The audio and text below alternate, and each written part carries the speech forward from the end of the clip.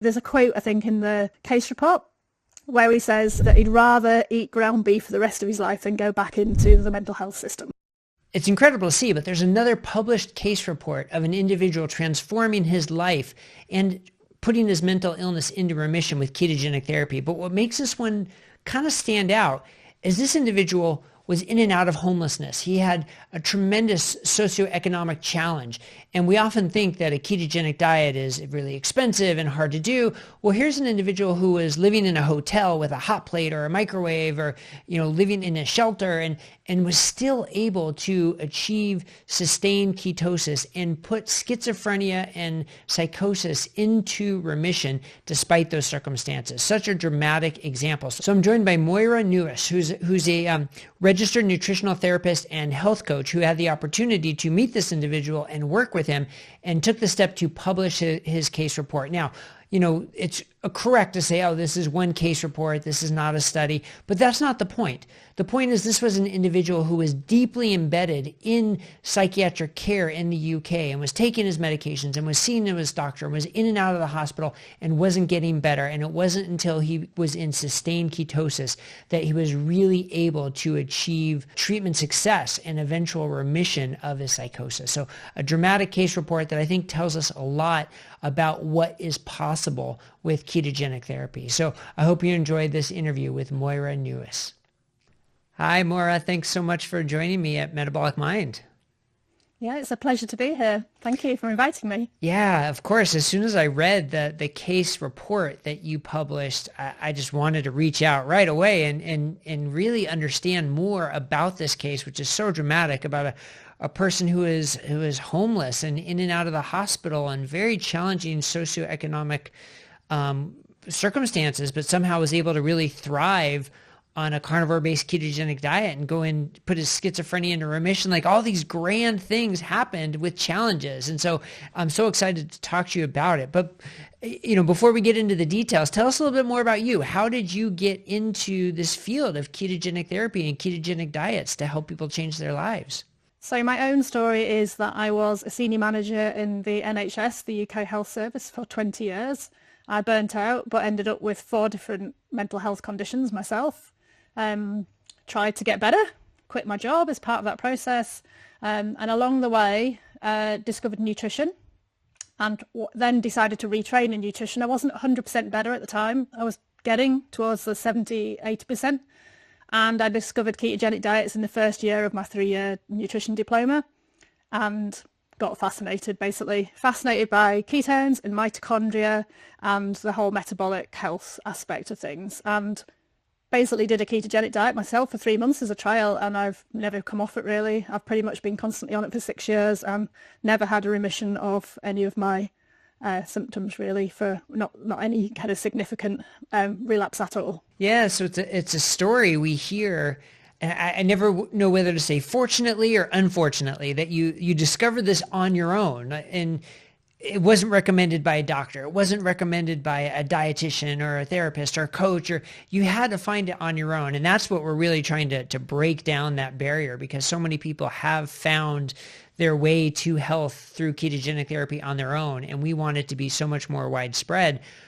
But interestingly, that sort of plays into this case study too that you reported. So first, give us the background. How did you meet this individual, and give us the background of this individual? So he had had difficult social economic circumstances, had become homeless at various times, was hospitalized at times. But during one of the spells when he was homeless, he read a book called Tools of the Titans by Tim Ferriss, which is really a book to help you improve your life. It's not really a nutrition book. And it's a huge book. It's like super thick. Yeah, it's a big book. And one of the things that he was recommending in there as something that might help improve your life was a 3-day fast started on the Thursday evening with a low carb meal, followed by 3 days of fasting. And it was to get ketones produced. That was the point of it. And I believe that, I haven't read the book fully myself, I have to admit, but I believe Dominic Agostino was involved in writing part of that. And you will know who he is, I'm sure, but he was researching human and machine cognition. So this was all about, trying to improve not just your mind, it was your life really. And so that's what he came across and decided to try that, because actually fasting is quite easy to do in difficult social economic circumstances for a start. So he was, that was really what started the process, I think. And he was, and then from there on, he just learnt more and more. And by the time he got to me, he already knew about you guys. He knew about people like, George Eade, Chris Palmer and the Brain Energy book and things like that. So by the point it got to me, he'd actually been trying to implement a ketogenic diet himself, but was having difficulties. He wasn't able to get stable, high enough ketones and stable blood glucose at that point in time. Yeah, and the underlying problem here, or not, one of the underlying challenges he had was was diagnosed with psychosis and schizophrenia, right? So he'd been in and out of inpatient treatment. He'd been on multiple medications. So give us a little bit about his psychiatric diagnosis background. Yeah, absolutely. So he had that diagnosis. He also, was suffering a bit of anxiety and worry about things. And he was struggling with day-to-day life at times just because of the circumstances he was in. If you're homeless, you need housing, you're out of work, so money's a problem. So there were several other factors involved in this particular case.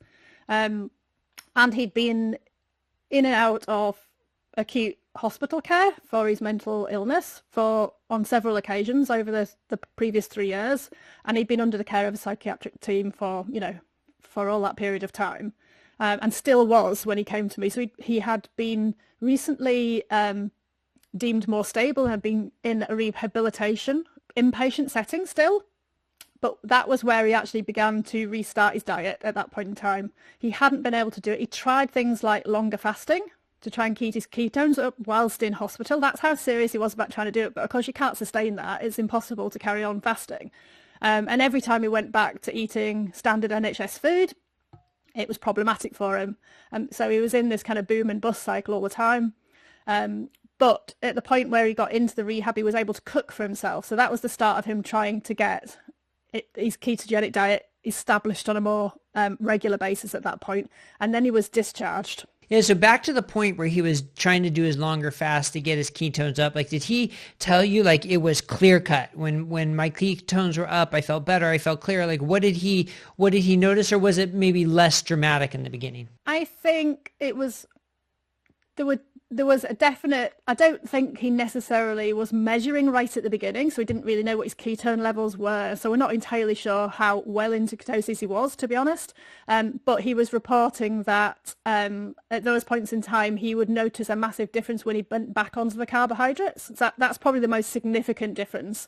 And he was, because he'd been reading various books that said you could do this, for 3 days, and then you could have cheat days and things like this. So he was having actually quite a lot of high carbohydrate food in between doing the ketone. So I don't think he saw any significant benefit for any periods of time because he wasn't really doing it for long enough. Yeah, that makes a lot of sense. And, the other point this brings up, though, is that what is a treatment success? And, for a busy psychiatrist who's got a lot of patients, goal number one is, are they a threat to themselves or are they a threat to others? And if they're not, then that can be deemed a treatment success. But I think if you ask this individual, is that a treatment success? He probably would have said no. I mean, because not really, doesn't have a job, doesn't have a home, isn't well enough to be able to sort of participate in the society the way, he probably would want to. So it's interesting about that different definition of treatment success. So I know you work with a lot of clients. I'm curious, do you find sort of a big discrepancy about what is the definition of treatment success between what your clients think and sort of what the medical system as a whole thinks? Well, absolutely. And obviously I've seen, the way the NHS works. I've worked in it for 20 years, so I'm very familiar, from both primary care and acute settings. I've worked in those different areas. Mental health is no different really to something like diabetes, which obviously people, in general practice, GPs and people are much more familiar with, and they're beginning to see the difference that they can get with reversal of diabetes, for example. But we're not familiar enough yet with what can happen if you can potentially reverse some of the underlying factors that are driving mental illness if it's from the metabolic side. So absolutely, I think that for me, both personally and with my clients, success for me means that not only can you kind of get your life back, which is quite significant, normal functioning in society. And that's definitely what this particular client wanted, was to be able to function normally in society. That's not a big ask, if you ask me. That should be a given. And anything on top of that, in a way, becomes a bonus for somebody who's been in this situation, I feel. So he is getting back into volunteering in the mental health service to support other people, and that's a big thing. He's very keen to offer support to other people, and also, I'm sure, to help sell the message about ketogenic diets and, the potential benefits of them. But for somebody like this particular client, he obviously needs to get housing, income's an issue. There's a lot of other things that need to be sorted that perhaps for most clients who are coming to somebody like me, they're not perhaps in such a difficult situation. They're probably better off financially a lot of the time. Otherwise, they wouldn't be coming to me in the first place. So their definition of success might be slightly different. It might be about getting back to a job that pays well. It might be, about being able to engage in lots of different kind of social activities. I guess so everybody's definition might be a little bit different, I think. But I think certainly if you've got to rock bottom, then actually getting back to normal functioning, it is success in itself, I would say, as well. Yeah, and I really like that point that everybody's going to have their own definition of success. And I think that's something that, we in the medical field as a whole are really sort of lacking, is finding what that definition of success is and working tirelessly to help someone achieve that, as opposed to saying, okay, we've reached sort of the basic definition of success, so good enough, and sort of let it be there. But anyway, that's a little soapbox statement. But tell us more about this individual, because I could see that someone could be like, well, I've tried this fasting, I've tried this keto thing, and it just didn't work for me. With the caveat that he was having cheat days, but maybe in his mind he thought he was doing it and it didn't work, quote unquote. So I could see a lot of people doing that, but no, he sort of persisted. So tell us more about his journey. Yeah, so somewhere, I'm not entirely sure when, but somewhere along that path, his path, he began to research more about ketogenic diets on his own volition, and he started to read blogs and information that was out there in the public domain. He was watching Metabolic Mind's YouTube channels, and he started to gather that information. So I think that gave him the motivation and the impetus to kind of try again. But knowing by that point that it needed to be much more sustained, and it needed to be potentially a higher level than just getting into ketosis, trying to get to a therapeutic range. So when he came to me, one of his aims actually was to get off medication. Obviously, I'm not a prescriber, so I don't do that. I have to liaise with his team. But yes, I think by that point, he was very much in ketosis when he came to me. It just wasn't stable. So he'd already got himself to the point of kind of knowing roughly what he should be eating, but it needed to be tweaked, to make it. I was aiming to get him up to a 2-to-1 ratio to kind of get him into a therapeutic state of continual ketosis above 2 millimoles, within that kind of range.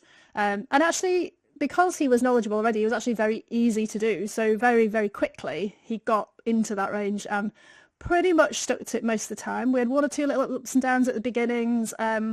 One of the reasons was that he was fasting quite a lot still, and we had to kind of get that in check because his ketones were going a bit high at times.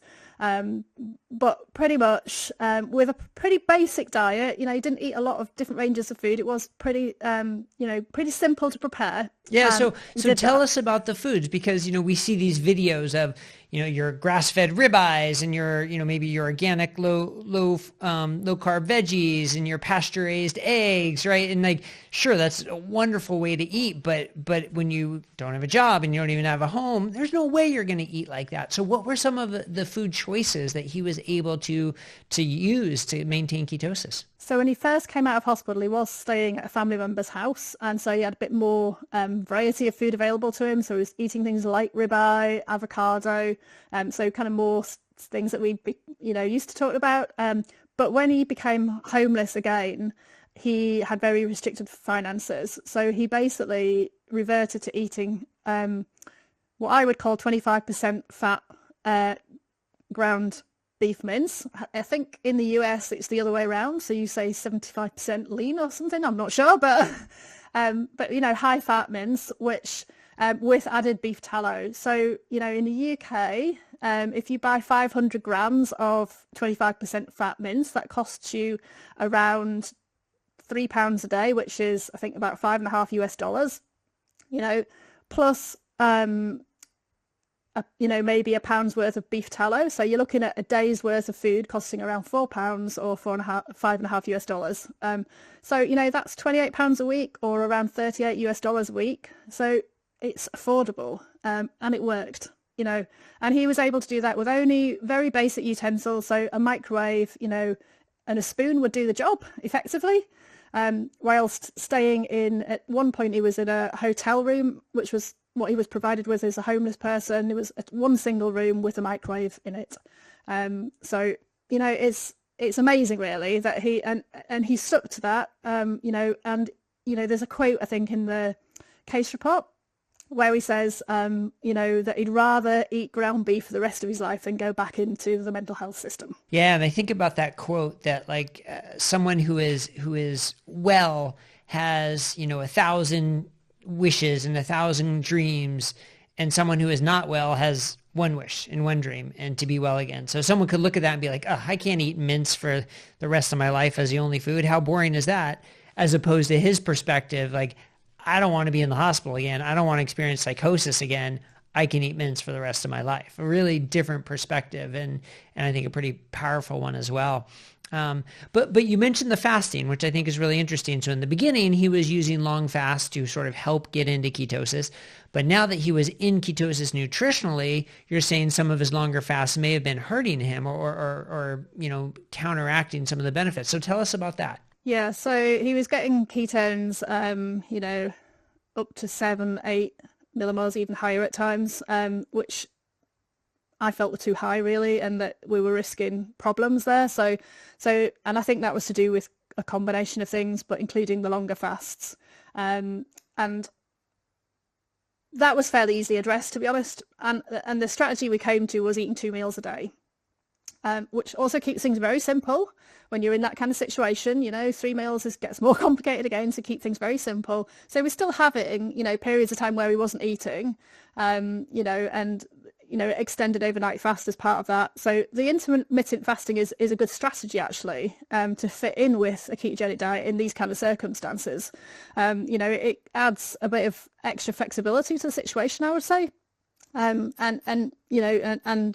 it just seemed to work well, really, in this setting. Yeah, and interesting to see where someone can find their sweet spot for, making sure they're getting adequate calories, adequate nutrition, adequate protein, getting enough fat, and then, how that affects not only their mental health, but their overall metabolic health and their overall energy, right? All these things are intertwined, and sometimes the concept of fasting can go too far to sort of prevent that. So now there was also some substance use, which is unfortunately very common in the mental health field. And so he was using cannabis on and off, it sounds like. And we've heard things about, ketosis maybe improving addiction, certainly for alcohol. Maybe it can cross over to cannabis. So how did the cannabis use, interplay and affect his mental state and his ability to function independently? Yeah, so I think actually the cannabis possibly contributed to the higher ketones with the fasting as well, just to put that point in there, because there is some literature suggesting that could be the case, but very limited, because I did try and research and there's very limited research. So, that was also an impetus to try and draw back on the cannabis. But I think, in those circumstances, sometimes it's a coping strategy. And people have to tackle one thing at a time sometimes. But he has been able to reduce that input. It was also, it's also been, a strategy that's helped to keep his stability in his life a bit more by managing that. So he was aware of that, but he was also, at the point that I came to know him, it was a coping strategy, that was for sure.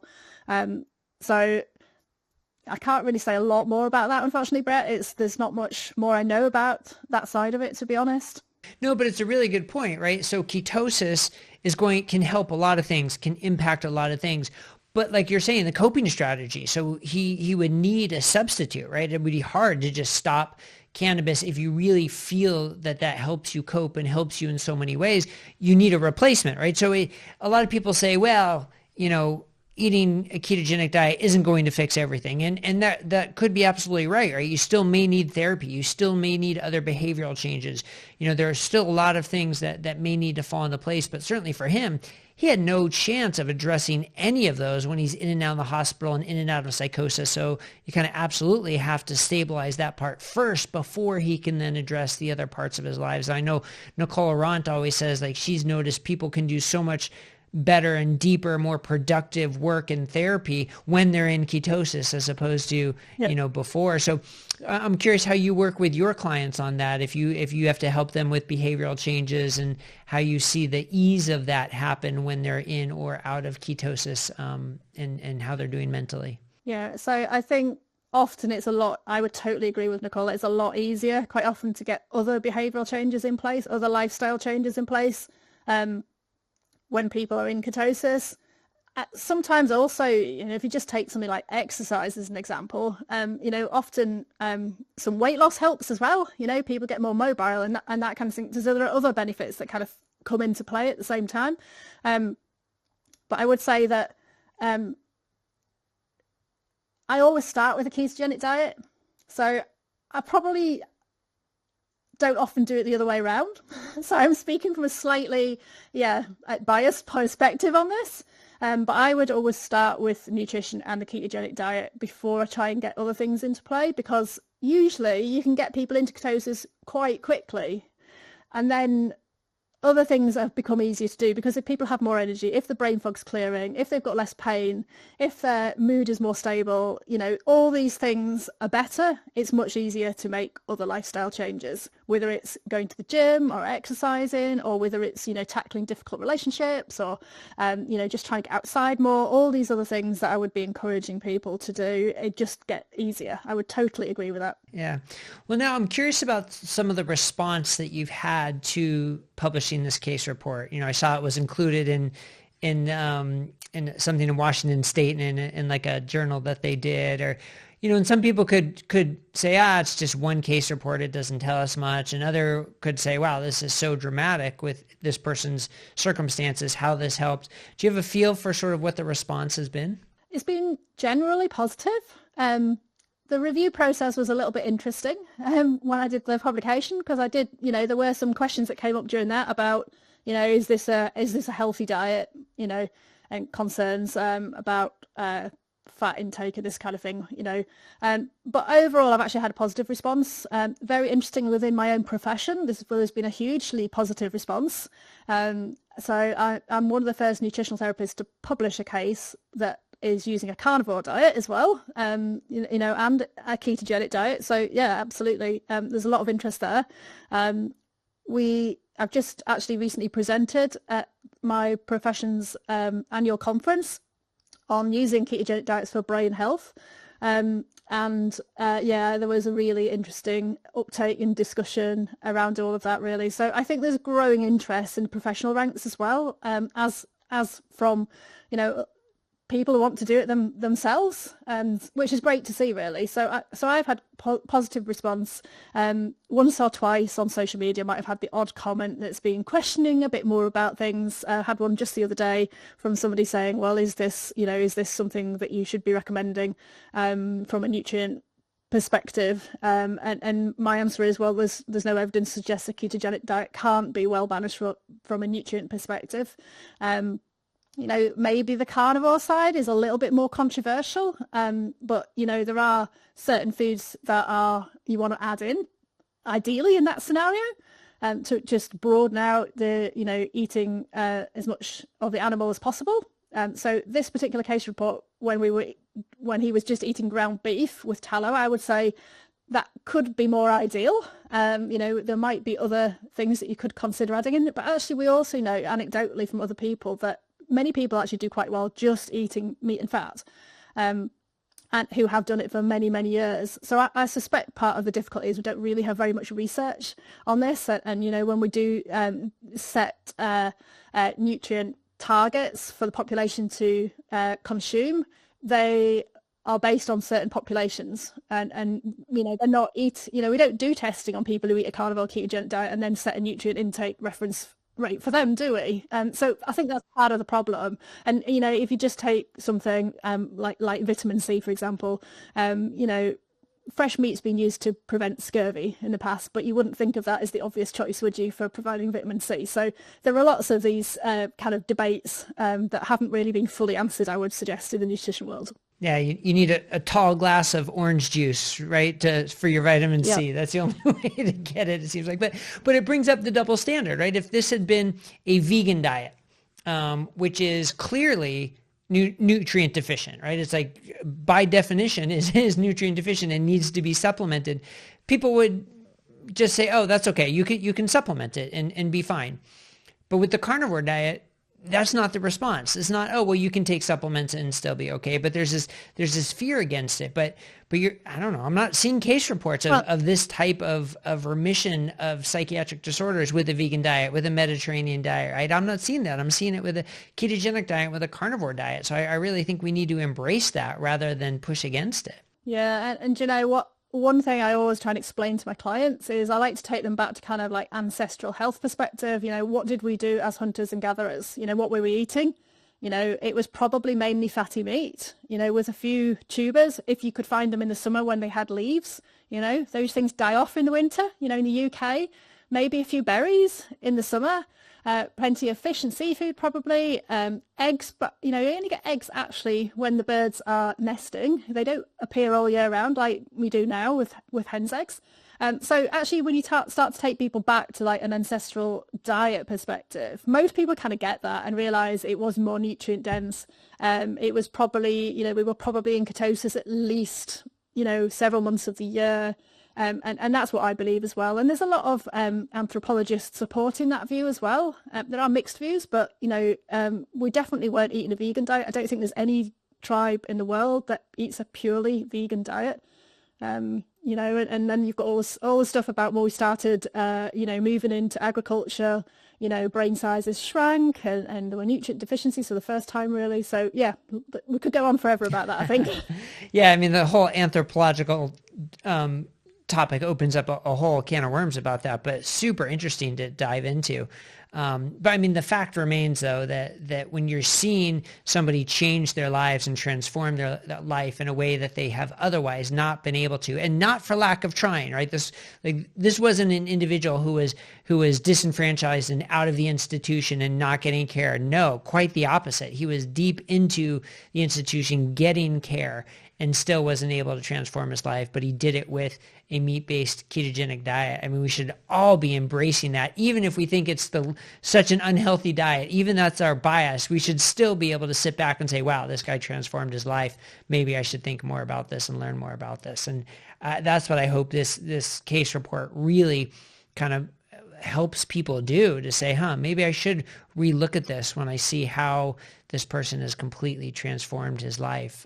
So I thank you for publishing it. I thank you for taking the time, because I know it's not easy, and going through the review process with, I'm sure, reviewers who have sort of an anti-keto bias in a way, but you stuck it out and published the case report and really helped this individual change his life. So thank you. And if people wanted to learn more about you, the work you're doing, where can we direct them to go? Yeah, sure. So my website, which is my name, it's Moira Newis, which is moiranewiss.co.uk. And I have quite a few interesting blogs on there as well, which might be helpful for people. And yeah, you can reach out to me from there. Great. Thank you very much, Brett. Thank you.